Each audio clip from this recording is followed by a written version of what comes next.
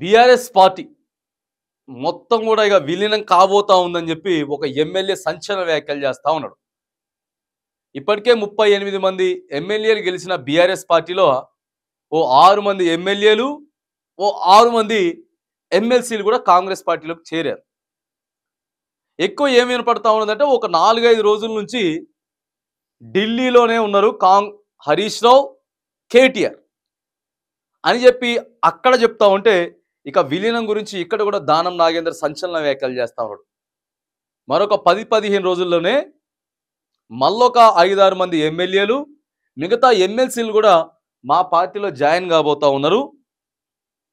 ఇక శాసనసభ పక్షం ఏదైతే ఉంటుందో ఎమ్మెల్సీలకు సంబంధించింది మొత్తం కూడా రద్దు అయిపోతా ఉన్నది, వాళ్ళది మా దాంట్లోకే విలీనం కాబోతా ఉందని చెప్పి సంచలన వ్యాఖ్యలు చేయడంతో పాటు, ఎవరైతే ఓ 4 మంది రాజ్యసభ ఎంపీలు ఉన్నారు, 4 రాజ్యసభ ఎంపీలు బీఆర్ఎస్ పార్టీకి ఉన్నారో వాళ్ళను కూడా అక్కడ బీజేపీలో విలీనం చేయబోతా ఉన్నారని చెప్పేటటువంటి సంకేతాలు వినపడతా ఉన్నాయి.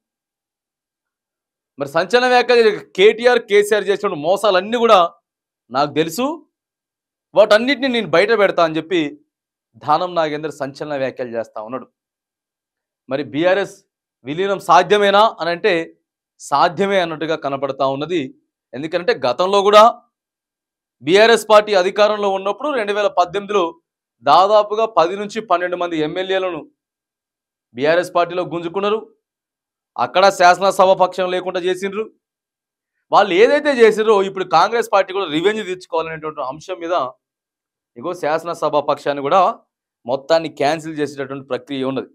ఇక రీసెంట్గా ఆల్మోస్ట్ ఆల్ గ్రేటర్ హైదరాబాద్లో ఎక్కువగా గెలిచింది బీఆర్ఎస్ పార్టీ.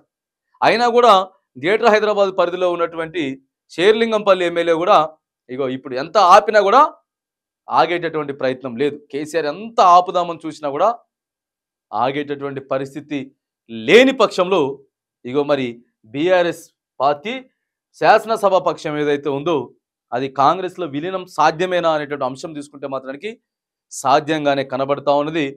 మరి ఇక పార్టీని ఎట్లా లేపుకుంటారు, ఏం లేపుకుంటారు? ఒకప్పుడు వెలుగొందినటువంటి రాష్ట్రంలో వెలుగొందినటువంటి టీఆర్ఎస్ పార్టీ బీఆర్ఎస్ పార్టీగా మారిన దగ్గర నుంచి కూడా వాళ్ళ పతనం మనం చూస్తూ ఉన్నాం.